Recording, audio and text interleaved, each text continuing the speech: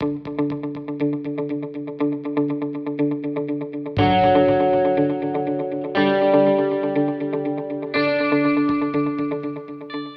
this is Monique. Welcome to my channel. On this video, I'm going to be talking about my weekend and practicing Japanese.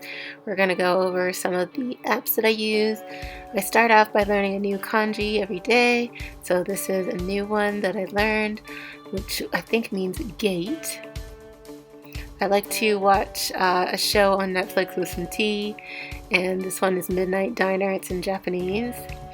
And so yeah, I'm going to go over some of the apps now that I use. One is Duolingo. This is the website, but I use it on my phone and I use it for Japanese. It's really fun to actually use. You get rewards and things for using it, and you get to chat with other people.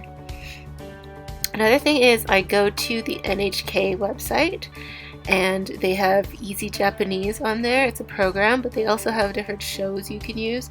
This is like Easy Japanese, and like they have a skit and they have audio, and you learn one kanji a day with each lesson, and you learn things like trip tips. So that's Kokoro.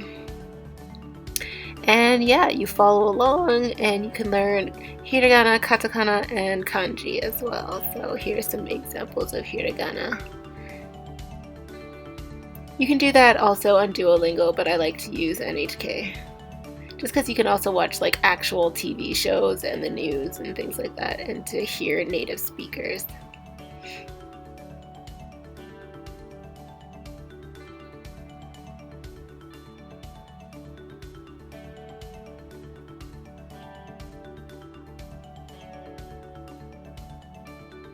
I also like to watch this one YouTube channel called Japanese in 5, where they give you new phrases to practice each time.